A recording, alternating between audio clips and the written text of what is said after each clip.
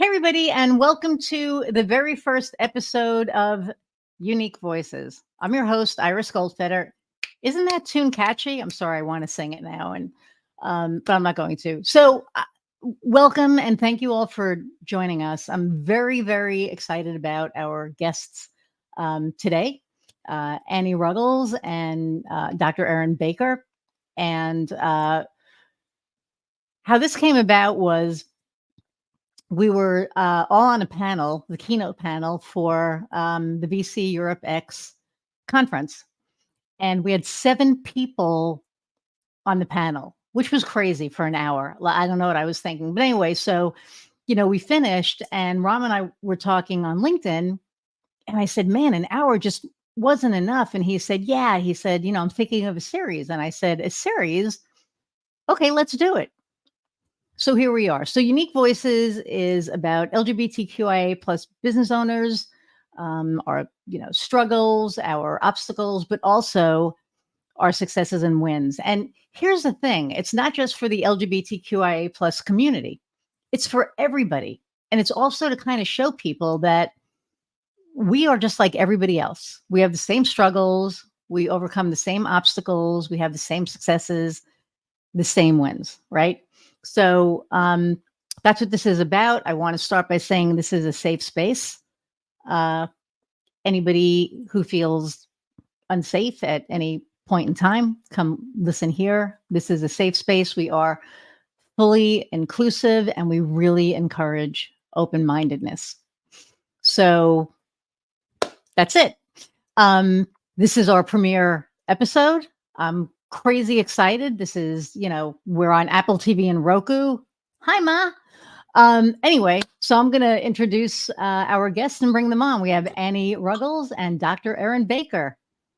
Hey, y'all. Hello. Hello.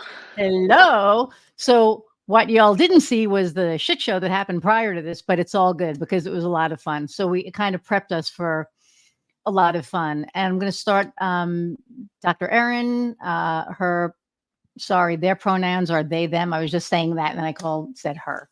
Go me. But their pronouns are they, them, and Annie is she, her, and she's shaking her head at and mine are also she, her.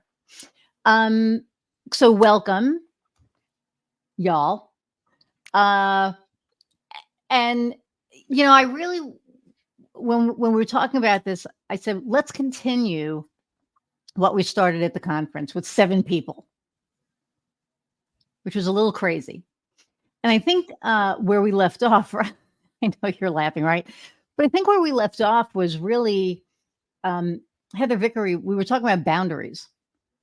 So we talked about boundaries, but not, like other people's boundaries, but our boundaries. Like what boundaries do we want to work, within? And also what boundaries are we willing to work in? So that's one of the things I think that, we're going to talk about. And I think the other thing really, and let's start with this with Dr. Erin.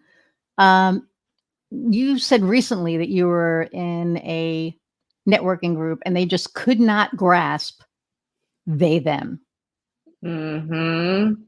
So,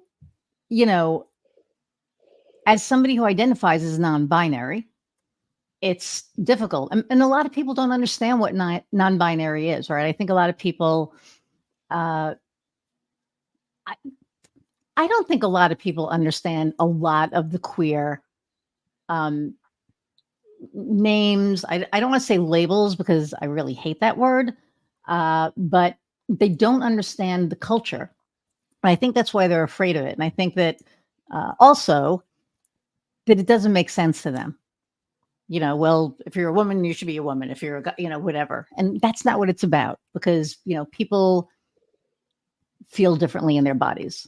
So let's talk about the issue that you had with the, them not being able to address you the way that you wanted them to. Yeah. So I wish I could say this has happened just once recently. This is happening in every virtual network meeting I'm a part of. And what's maddening about it to me is just like I have my pronouns right here, they automatically pop up on my Zoom. Also, what pops up is Dr. Erin Baker. And everybody calls me Dr. Erin, Dr. Baker. I usually say call me Erin, but they're reading clearly the first part of my name and then just not processing, ignoring, I don't know what, but there's one of the communities I'm part of, the leader of that community keeps doing it to me. And again, these are mostly straight, mostly white people from all over the country. But what really gets me is that you can read. And if you don't know what they, them is, ask. Right. Well, and ask, and, have you ever said, there's more to my title than Dr. Erin Baker? So not yet. And so here's the thing I have to constantly process in real time, which is the room I'm in a safe space for me to say that? And there are some places where absolutely it is always going to be a safe space for me to bring up. Or even in rooms, I'm part of I assist in some trainings right now, and I have allies in that room. And so when people mispronoun me, I have people who often speak up and say something. So there are rooms where I know I have people who have my back, and I know that even if they don't speak up, if I spoke up, I would be welcome to. But when it comes to these B2B business networking meetings, I don't actually know if it's safe for me to say anything, or if I'm going to be causing some sort of rupture or distraction if I say something. And so I oftentimes just clam up, and it's really hard, to be honest, to be in that real time. And what oftentimes is the biggest struggle is my own internal dialogue or monologue around, why didn't I speak up? Right? So if I don't speak up, I get on my own case about it. Like, what are you doing not speaking up? You need to advocate for yourself. You need to advocate for other queer people. Like, your silence is complicitness, right? And so there's multiple layers of stuff that's happening every time I'm making a decision in real time. And sometimes the decision is, would I rather get some sort of backlash but be proud of myself for speaking up? Or would I rather stay quiet and deal with my own internal monologue and deal with my own bashing? And most of the time, I have been choosing lately to go with my internal monologue, because I just don't know. And these networking groups are important to me. I'm in a space in my business where life has had me slow down the business a lot in the last year, and I need to really be making connections. And so I'm putting my business before my own personal authenticity. So, and that's one of what I think is one of the issues, right? Is not being able to be authentic in order to get business. And the fact that you have to make that decision really kind of pisses me off. I'm just gonna be honest. I get it where, we don't always know that we're in a safe space. And we talked about this, right? Like, when we go on vacation, we don't, we have to make sure that, it's okay if gay people vacation there so that we don't end up dead, which is insane when you think about it. It's 2020, almost 2024. And we have to worry about this crap. Well, that's because everything was knocked back 50 years, but we're not going to get into that piece. So, but the fact that, you have to live in that boundary, because really, right, it comes back to that you're choosing to be okay with that boundary. And that's a choice that you have to make for yourself. It's a choice that all of us have to make for ourselves. And I want everybody out there to really be clear about it. You don't have to come out and be like, woohoo, I'm a giant lesbian. And, I don't give a shit if I get your business or not, because at the end of the day, you need to make money. So sometimes you have to make choices. I'm not a giant lesbian. I'm like 5'4", 130 pounds, but that's like another story.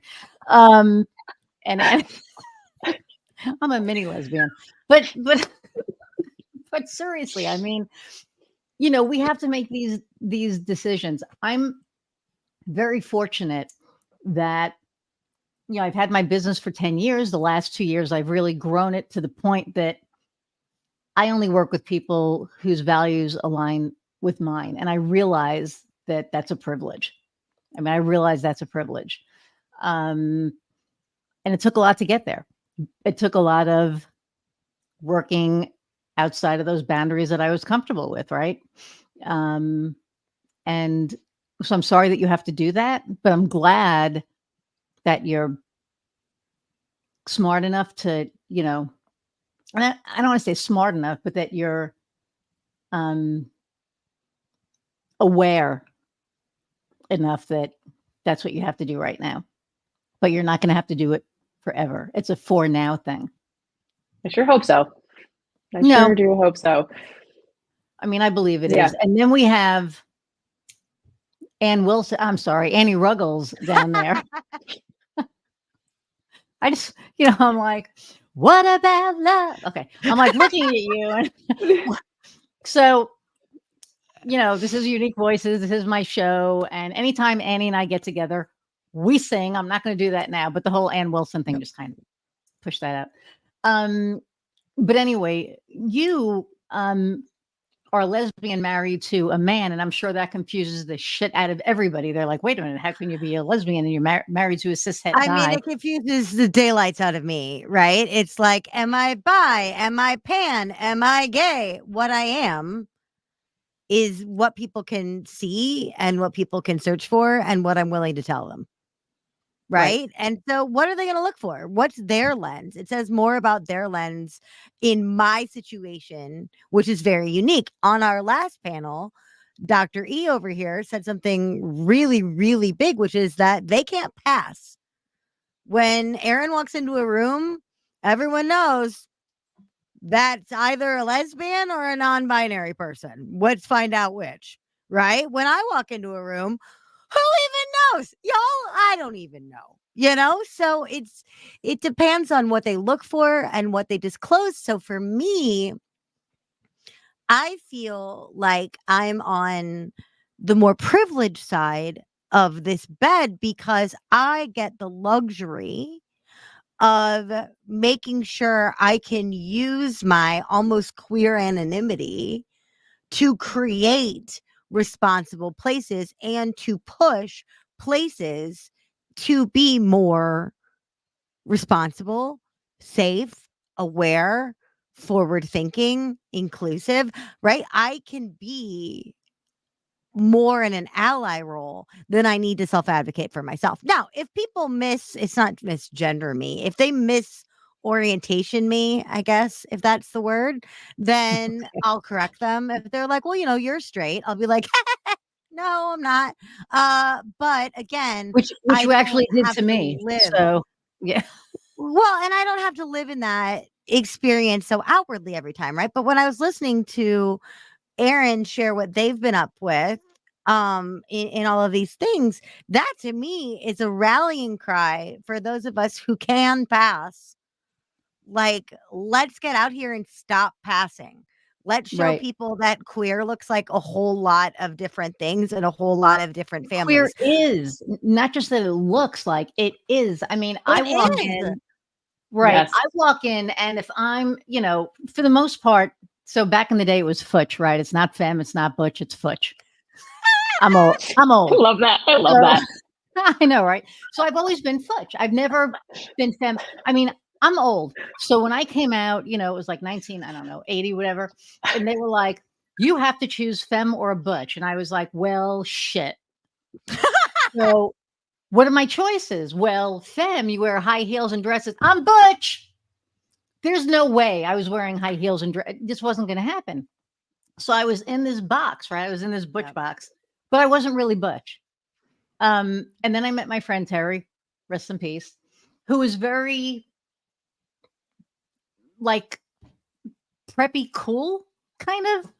I have her picture over there. She just had her own style, and I was like, oh, that's it. That's what I want, right? So then I went out and I got like, you know, Zodiac shoes and whatever those pants were, and little fedora, and so I was like in my comfort zone. Stop. Anyway, I want pictures of this. yeah. I was going to say, welcome to the gay shame hour with Iris, Aaron, and Annie. I'm proud of it. You should see. Oh my God, you should have seen my non-mullet that I swear is not a mullet, but Heather says is. Anyway, but my point is that now it's like we sit here and we go, okay, so Dr. E, you have this almost wall that you've come against that you have to kind of deal with. So how does it feel? It's stressful. I mean, I wish I didn't have to think on a daily basis about what perceptions are going to be of me, where am I going to be welcome, how is my business going to be affected positively or negatively, which I have had positive, effects of being so outwardly queer and non-binary, but it's an added layer of business ownership that, not everybody has to face. And I'm made more and more aware of it the more I spend time in cis hetero spaces.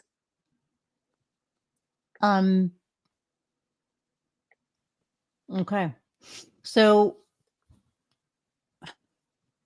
see, that's just part of the reason I moved to LA recently was so that I could start doing business in person with people, because LA is a safer place for me to do business than some online spaces. Right, which is mind-blowing, right? Bonkers. It's bonkers. Mm-hmm. It is. I mean, it's bonkers. And it's funny. I sit here and I remember maybe about like 8 years ago, I didn't understand non-binary. I didn't understand trans. I didn't understand any of it, because to me it was like, I said this to my wife. Why does everybody need a label? Right? It was like, and I'm sure a lot of people think this, why does there have to be, bi and trans and cis and blah, blah, and all of it. And then I realized that it's community. Mm-hmm. It's community. And I think that a lot of people don't understand the importance of, you want to call them labels. People need labels because society doesn't just let them be. So they have to find communities where there are people like them. Mm-hmm. And the queer community is not always woke, right? As queers, we're not. So, yep. When you told me SIB, I am overusing the shit out of that word now. I'm like, please do. Yeah, SIB. And I got people going, where the hell did you hear that? And I'm like, because I got info now. I can actually speak and understand it and respect it and be able to say, because I said to you, do I call you bro? What do I call you? And you said SIB. Yeah. Bruh, Bro. so yeah. Bruh. Well, and I will say, I get that sister thing all the time when I'm talking to other female entrepreneurs. I even got an email the other day saying, looking forward to meeting another sister in something, something, something. Oh, Lord. And it's just, what do you say? I don't know you yet, so I can't, correct you. And what I want to say to people is, SIB could be used for everyone, even if they present as a particular gender expression, right? Like, one of the things that's so important to me about speaking around non-binary is that non-binary is not, I am not sort of the representation of non-binary. It is not somewhere in the middle between masculine and feminine. There are so many different ranges of expression, right? And you can't tell by just looking at someone what their gender identity is. And so I am a big advocate for like, let's stop calling everybody sister and brother and call them sib until they say they would rather have sister or brother. Let's start with the all-inclusive language and move to more specificity when someone requests it. Yep. And that's just, again, in the business where I also don't love being called anything by, a stranger that's sort of sibling like, but that's for a whole nother Right. TV show. Well, I figured we were family at that point. So yeah, no, you're fine. But no, I know. I was. oh. No, and we're laughing here, but as business owners, and we need to get right. We're business owners. The three of us own business. The three of us own, really good, successful businesses, and we run against this crap. And one of the things that I was talking about was I have more of an issue with people respecting the fact that I'm a woman who owns a business rather than I'm a queer, or lesbian, or, whatever you want to call me. Sometimes that doesn't come up. Mm-hmm. What does come up though is that I'm a woman. Mm. And, it's just one of those things that it's like, why in the hell as business owners can't we just be business owners? Like, why does there have to be this like, oh gosh, what's the word I'm looking for? Stigma around us. They're women. They're going to be emotional. What? I know men that are way more emotional than women. Mm-hmm. One might have run the country. So, I'm bonkers level of emotional. So that's the other thing. It's like, if they want to argue that people that identify as women are super emotional, I fit that stereotype. Doesn't mean I don't have my poop in a group. Doesn't mean I can't make wise decisions. Doesn't mean I can't be a good advocate for myself and others. But also, like, yeah, I'm super emotional. I'm a freaking we all get muppet. emotional. Right. Right. But I think that's the thing too of like, there are roles that we're expected to play. There are roles that we choose to step into. Yes. Right.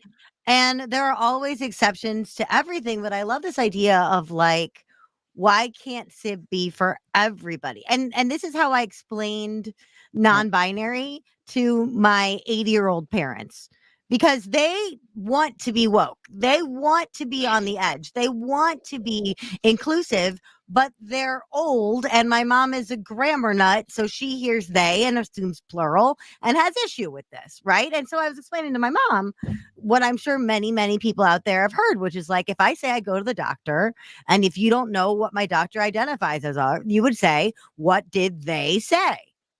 Right? Like, what did they say? They can be for everybody. SIB can be for everybody, but I'm still seeing all of these super pink washed spaces that are women only, women only, women only, and then say, oh, and of course, if you're non-binary and you would be comfortable in a women only space, then come on in. Why are we still launching gendered spaces in 2024? Right? Why are we still requiring people to opt a certain way in 2024? That's what I would love to see us change, right? And I just saw this argument on a post about Amelia Earhart, of all people, because they referred to her as an aviatrix. And they're like, how come everything has to be a trix? Amelia Earhart is an aviator. Why? And then some people were really like, trix is a differentiator. She was one of the first female aviators of the time. Trix for her was a badge of honor because it separated her from the standard, which is aviator. But now we look at it as backwards. And it's like, this is the thing about queer community and queer identity and inclusion. We are going to watch this continue to evolve. Right. So like what you said to Aaron, Iris, what they're experiencing, we're hoping is for now. And we're working to bring about as a family to make that the case for now. But we don't know. I mean, I just learned the term fooch today. Like, that gorgeous blast from the past.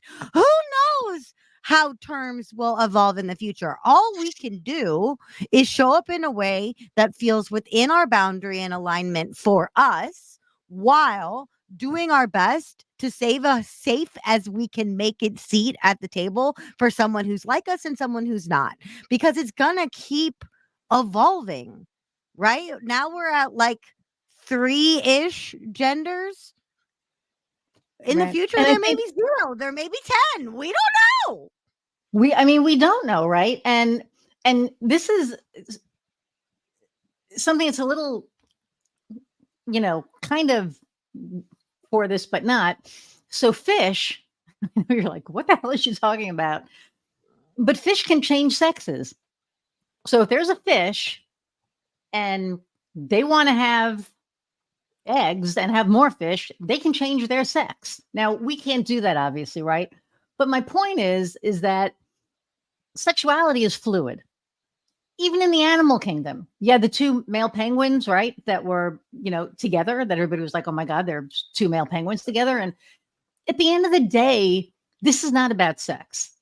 It's being made about sex, but it is not about sex. It's about identity. It's about how we view ourselves, and that people need to respect how we view ourselves, not how they want to view us, because that's on them. We want to be viewed a certain way. And at the end of the day, respect it. Get over your shit. Get over the stuff, really, that you've been taught that gay people are scary and we have horns and tails and all that crazy crap. We don't. We wear leather blazers. We run successful businesses. The Butches wear leather blazers. Let's just be clear. Okay. Well, but we run successful businesses, right? We're smart. We're not all futch. We're not all non-binary. Some of us are, beautiful, and they wear makeup. If someone gave me a leather blazer, I would wear it, but I don't own one. So if I was supposed to get one on card signing, I didn't get them. I'm going to say this is vegan leather. It's vegan leather, so it's not real leather, but it looks really nice. Anyway, my friend Steffi is a vegetarian, but she's not like one of the really, because there are some vegetarians out there that are a little, they scare me. It's like, you eat cow, die. She's not like that. She's more like, either you'll get there or you won't, but so I was like, I got a vegan leather blazer, and she was very proud of me. But see, that vegetarianism tie-in is actually really interesting about what we're talking about, right? There are like psycho militant vegans and really lovely vegans, and there are vegetarians that you wouldn't necessarily assume are vegetarians. There are former vegetarians. There are future vegetarians, right? And so I think while we're looking at labels as a way to co-mingle and co-belong, we can also look at what assumptions are we carrying into things about what a queer business needs to look like, or what a queer business requires to look like, or what it looks like to run and be the face of your brand if you identify as queer, or what it feels like to run a business if you want to be an ally, right? Like there's no right way to eat the Reese's, just like there's no one individual label. So how do we look first at ourselves and say, where am I being closed-minded? Where am I being 100%, because we all are in our own way. I mean, we are, right?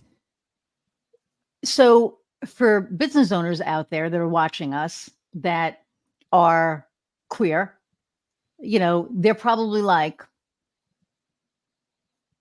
if you're in a country where it's not safe, then you have to do what Dr. Erin is doing, right? You have to work within certain boundaries, because it is literally not safe. And for Dr. Erin, it literally might not be safe, because this is the internet and people can find you. And so if it's not a safe place, there are crazy people out there. And we don't want anybody doing anything that's going to get them hurt. So we're not sitting here saying, go out, be loud, be proud, get hurt. No, this isn't Stonewall, right? This isn't, 1969 where, no, we want everything to be safe. And you have to read the room. There's a lot of times I will walk into a room and, okay, first off, I'm in Lafayette, Indiana. If somebody in Lafayette does not know I'm gay, it's because they just moved here. Because we've been here for 18 years, right? I mean, you're laughing, but it's the God's honest truth. And I have people that will not work with me because I'm gay. Thank you. I don't want to work with you either. Yes, right? But I didn't always have that luxury. So when I first started my business and, people knew that I was gay, some people absolutely did not want to work with me. And I was like, oh, well, that kind of sucks because I'm a lot of fun and I'm really good at what I do. They didn't care. All that mattered was that I have a wife. Now, here's the other part, right? When I meet somebody, the first thing that's on my mind is not, who are you sleeping with? Are you sleeping with a woman? Are you sleeping with a guy? I don't give a shit. That should never, the fact that that even comes into anybody's mind says more about them than it does anybody else, because that's what they have on their brain is sex. And, I'll get a little political. I guess it's my show. I'm either going to turn a lot of people off or not. Hope I don't. But, the church knew what they were doing when they sexualized it. The right wing knew what they were doing when they sexualized it, because when they made it about sex, it took the love out of it. And this is about love. It's all about love. It's about loving who you love. It's about loving yourself. It's about being comfortable in your own skin. And some people don't understand that. I want to know how many straight people are out there right now that are so afraid of gay people. Y'all heard of projection? Right? I mean, so before we step in on the hate bandwagon, people are people. People have feelings, right? People get emotional when people feel people hate them. It's not a good feeling. People get emotional when people think they're not safe and somebody wants to kill them. I will never forget. Oh my God, this was years ago. I was working for this company up in Chicago and I was the vendor manager. I was down in Nashville. And so I went around, we were building a kiosk in Vanderbilt Hospital. And I was going around finding vendors, right, for the hospital. So I went into this one auto place. I'm not going to say their name. And the owner was amazing. He was, I want to say, inclusive. And one of his mechanics, I guess a woman dropped off a car. She was very clearly gay. Back then, they didn't say non-binary. She wasn't Butch. Let's put it that way, right? And her partner was with her, or her wife. I don't know. Probably partner, because I don't think it was legal back then. And her partner was very feminine. And they left, and he looked at the guy he worked with, and he said, "Man," he goes, "I would love to them and then kill them." And I was like, yes. What? And I was just like, Wow. This is something people say in the workplace? Well, I mean, it's a didn't matter. So the owner was like, "Hey, let's come in. I want to sign the contract." And I was like, I couldn't even talk. So I walked out. I got in my car. I drove. I ended up on Church Street, which, in Nashville, all the gay stores are on Church Street. But anyway, and I pulled in front of a gay bookstore, I guess. And I called Heather. I was like shaking. I was like, this is what I just heard. This is where I am. And the fact that there are people out there that think like that. And then we have people that say, well, what are you guys worried about? No one's going to hurt you. Yeah, they are. Yeah, they are. Mm-hmm. So getting back to the being a business owner and being really careful, right? You have to be careful. You have to make sure you read the room. You have to make sure that you keep yourself safe. Unless you want to be out loud and proud, then you do whatever is going to make you comfortable. But I really feel that, as business owners, we also have the opportunity, right? We have opportunity so we can educate people. Because we're talking all, the struggles and all that crap. We have wins, right? We have people that we can educate. And I'm not saying we change anybody's mind, right? But maybe we open their eyes a little. Yeah. And that's one of the things that I think we do.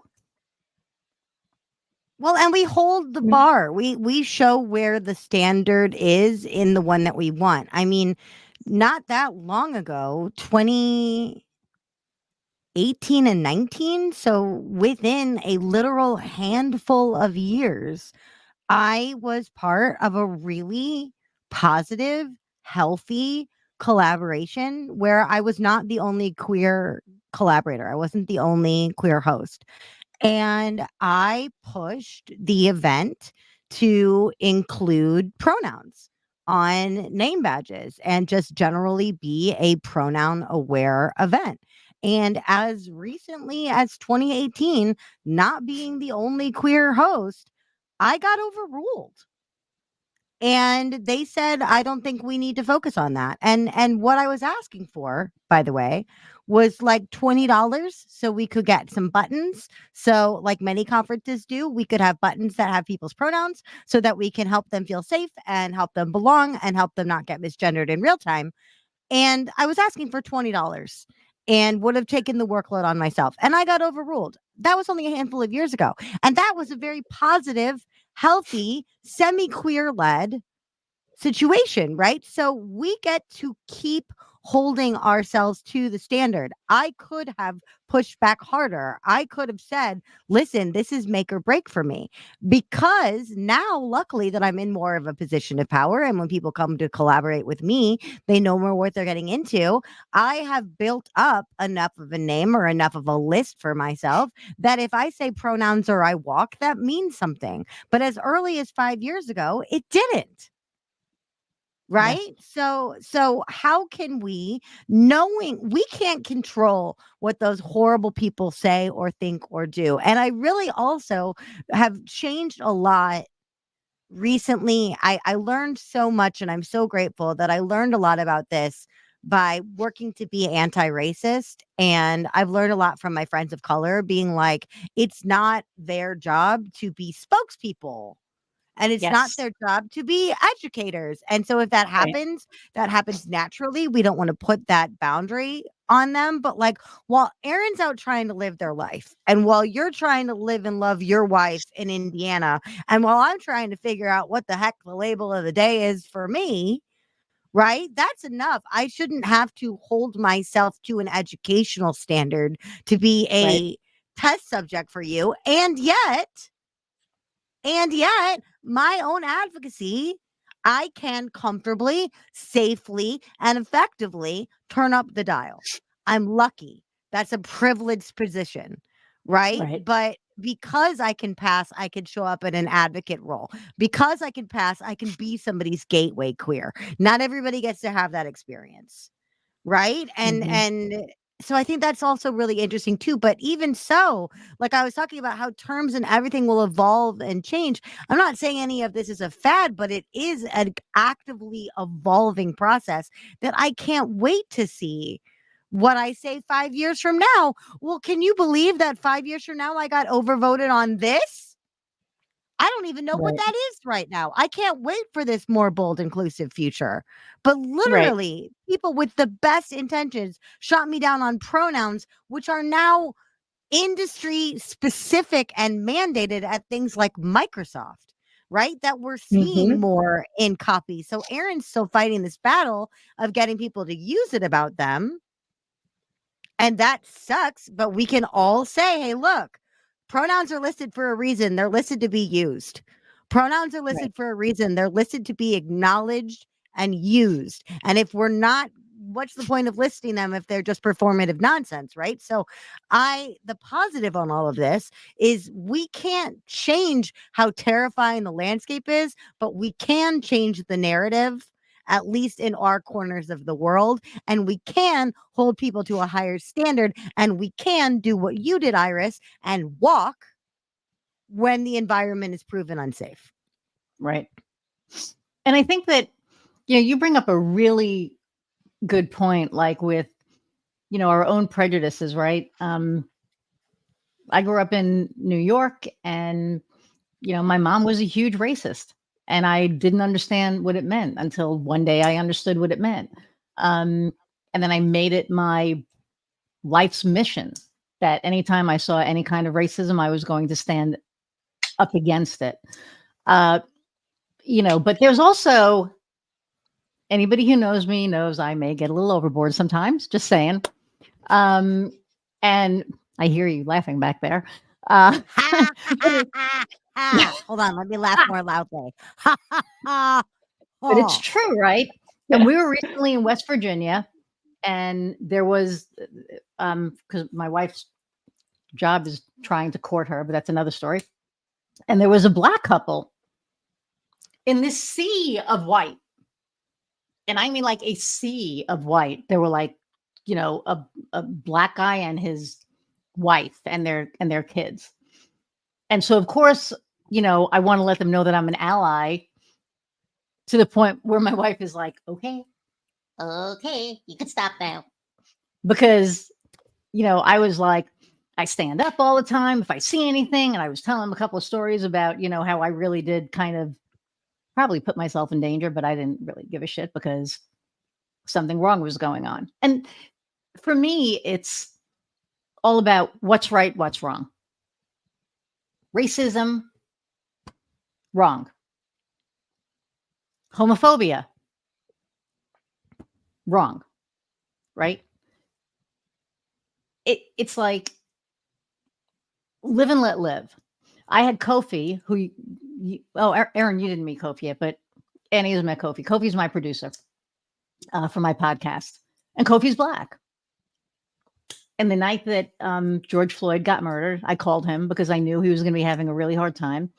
And we're on the phone for like 3 hours. He's crying, I'm crying. And then he goes, which blew my mind. He said, yeah, but you have it worse, Iris. You're gay. Oof. And I said, Kofi, I wake up white. They don't know that I'm gay. They know you're Black. Mm-hmm. You can't hide that. And he went, you're not wrong. So there's different kinds of privilege, right? So we're gay, we're queer, but we're white. So we already right there have more privilege than probably a lot of people out there. So I think there's like a lot of different ways that we can slice this apple. There's so many different ways. But what I really want is to start a conversation, right? Where that was a whole purpose of this show, not just this show, but the show Unique Voices, was let's get a conversation started, right? Let's listen to everybody. Let's listen to the straight person who doesn't understand it. Let's listen to the Black person who's having a really hard time. Let's listen to the, woman business owner who isn't gay, but she's a woman and she's having a hard time. Let's listen to the different, types of queer business owners that we have. We have non-binary. We have, lesbian married to a straight guy. Didn't have that on my 2023 bingo card, right? We have like lesbian futch. There's all there's all different kinds, right? But at the end of the day, if we all have a freaking, I'm going to be good on the first show. If we all have a freaking conversation, we have a conversation open up the communication waves. Let's talk and meet where we have commonalities, because I promise you, we have way more things in common than not. I know we do. I hear people talk, I'm in Lafayette, Indiana. There, you want to talk about, white, cis, female, male. This is it. And we have conversations, sometimes, or, I love when it's like, oh, I don't care that you're gay. You know what I say now? I don't care that you're straight either. That's cool. And they stop. They're like, what? Oh, shit. I didn't know how that sounded. Now you do. But I didn't have the balls to do that before the last 2 years because I couldn't. Or at least I didn't feel that I could. Your Now boundaries are evolving. It's within Yeah. boundary now. It wasn't within boundary before, but it's Correct. in boundary now. Yeah. What just keeps striking me is, talking about the evolving, language and conversation is like, when will we get to a point where our queerness is not the first thing that people want to know about us, care about, think about? Like, I actually think my queerness is very, very interesting, but what if it becomes the least interesting thing about me because it's just one of a sea of fascinating things about me? And what if that's the world where we can live in, where it's, I don't care if you're gay. Well, I don't even think about if you're gay because it's the least interesting thing about you. Let me find out something else, right? I mean, what's more interesting than that is that you danced with Ann Ramsey the other night. I mean, come on. I sure did dance with Ann Ramsey the other night. But and I was in a queer space of the most beautiful rainbow of non-binary, BIPOC, white, everything. It was amazing. And I was sitting there thinking, the least interesting thing about the people in this room is that we're all queer. Right. And that's so we were watching this Hallmark movie. Yes, we watch Hallmark, but it was a lesbian Hallmark. Oh, I've heard it's really good. I heard it was amazing. It was so good. And we were sitting there watching it and I went, you know what's crazy? This is normal for us. Like we're looking at this, like these are two of our friends that we're watching their relationship about. Like it's not even a thought. And there are other people out there going, whoa, that's two women. Ooh, that one's kind of hot. Oh, that one's kind of hot too. But they're like two women, right? And that's their norm. And it's like, it blew my mind that we were just sitting there watching this thing as if we were watching all the other Hallmark movies, right? With all the, the straight couples. And it felt really good. It was like, this is really cool. And it was a good story. It was probably one of their best stories, right? But it was two women and it felt so comfy. And then there was another one that we watched. Oh my goodness. Where it was the Jewish one. So they had one for Hanukkah, which was like, I mean, Hallmark is evolving. That's why they started that other channel because they don't want anything to do with that. But so it was about Hanukkah and this girl was like living like Groundhog Day kind of a thing. But her sister was gay and her sister's wife or partner, I don't know what you call that if they're non-binary. So what do you call it if they're non-binary? Depends on the person. I'd ask. See? So, okay. But they were clearly non-binary. Because Heather was like, oh, yeah, she's gay. And I went, no. And I was like, oh, shit. Yeah. So it was just one of those things, again, right, where we would assume, because the person that she was with looked like a guy from the back. And then when they turned around, it was like, oh. And I think they even said they. I have to go back and watch it, and I'll report back. All right, I will lift my embargo on Hallmark if all of this is true. Like, I've heard from other credible sources that this is a very good movie. It is a really good movie for Hallmark. Yeah, well, I mean for Hallmark. It's not like But Iris, you mentioned like these two camps of people, of the people like us that are going to watch that and be like, oh, it's a love story, and not have it to need to be a queer love story, because to us, love is love is love is love is love is queer. And it just so happens that it's even better that it's queer. And then there's the people that are going to make it about sex. And then there's the people that are going to make it about hate. But then there's also like the most devoted watcher of Hallmark movies that I have ever met year round is my father-in-law. And I adore that man. But my father-in-law used to say some semi-homophobic stuff out of proximity, like just because he didn't have any experience. And so what excites me about the story you tell is because now he's been much, much evolved on this, years of being called to be a better person. But what excites me is he, who is now an ally, who had to become an ally, gets to sit there and have the experience. Oh, I understand now. This is just a love story. I understand now. This is just as good as any other movie on this network. That's how we create change. So I can't believe I'm saying this, but thanks, Hallmark, for sort of leading the charge on this, because the way that we make change is not to continue to polarize. The way is to continue to show up proudly, boldly, in whatever way is within boundary, and to continue to shift the narrative so that what is so unusual to the world but normal for us can become its own entity of its own beautiful kind of normal. So cheers, Hallmark. Cheers. Yeah. I was wrong about you. Well, they started making all the different cards, right? I remember when I first walked into, because, I'm from New York. I would have to go to the West Village to find any same-sex, cards, birthday cards, whatever. Hallmark started having, when gay marriage passed, it was like wife, husband. I was like, holy shit. Oh my God. And that was huge. And again, it's all about inclusive. And I think that, I don't want to, I want to make sure that we stick with the word inclusion and not tolerate, because I've had people say, oh yeah, we're tolerant of that. No, no, because I'm not going to tolerate that. Right. So, okay. So for business owners that are watching us now, because we keep going from business to not business, business to not business, and it's supposed to be about business, but I said in the beginning that it was going to be about life and business and all of it, because it all ties in at the end of the day, right? We're business people, but we're also people. So this is going to be seen probably globally.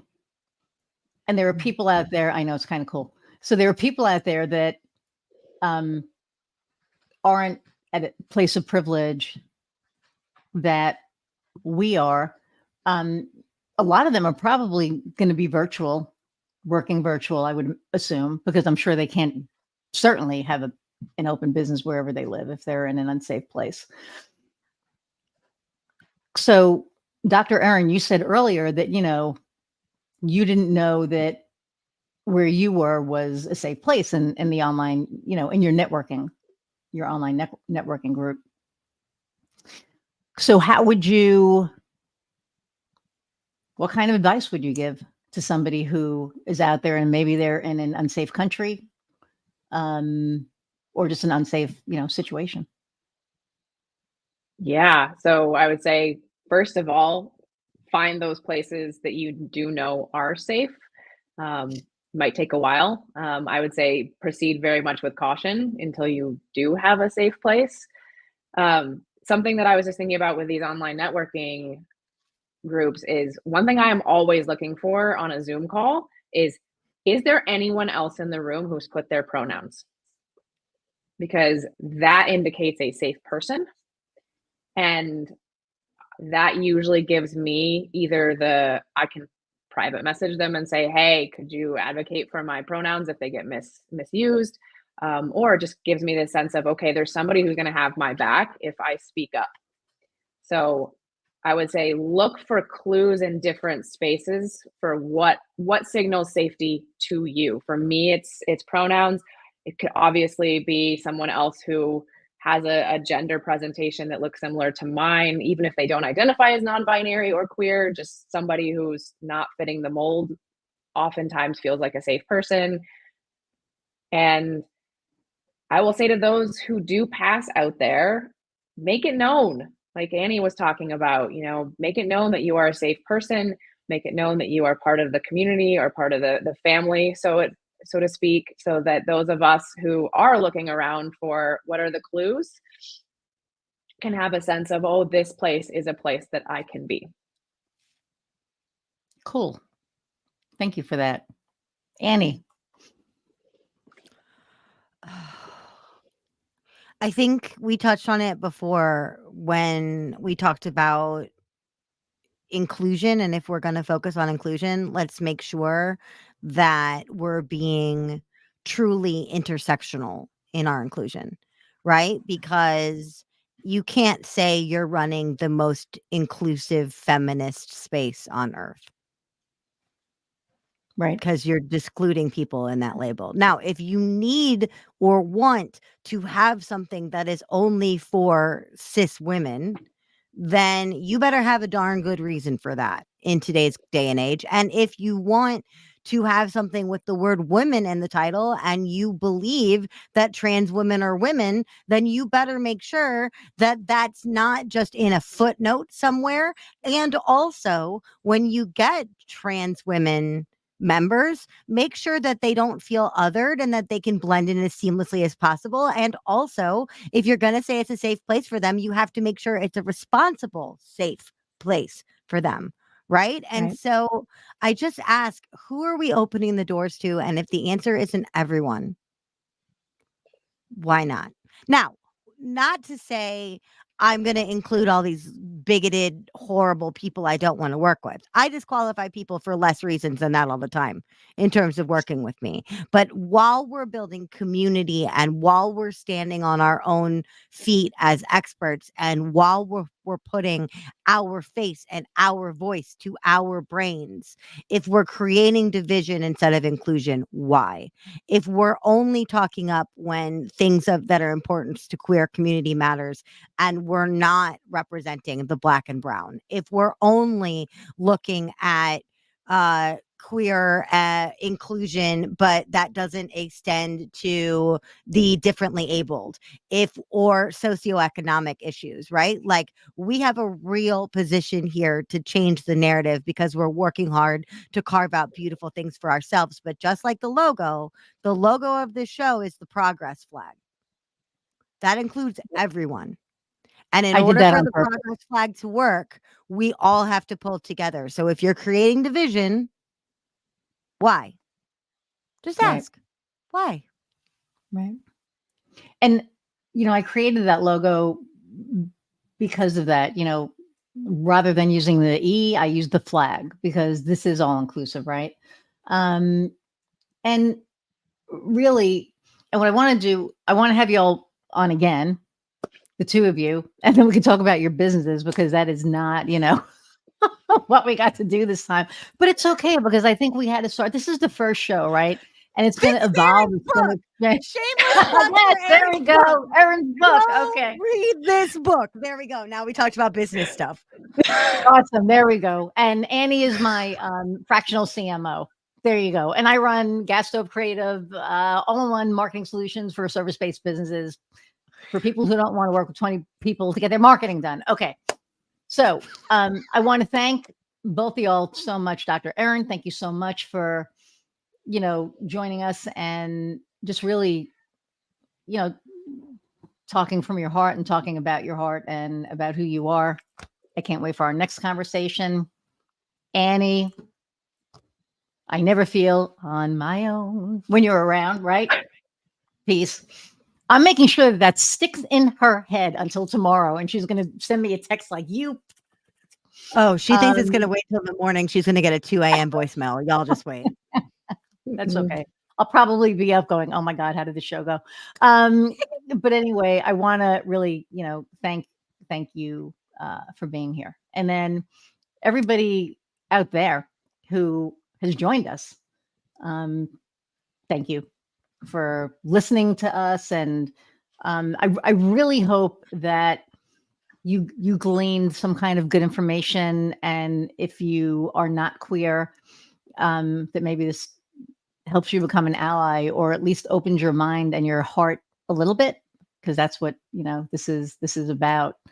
And I don't know, I guess I'll say goodbye, and I will tell everybody, like we did, right? Go out and find your unique voice.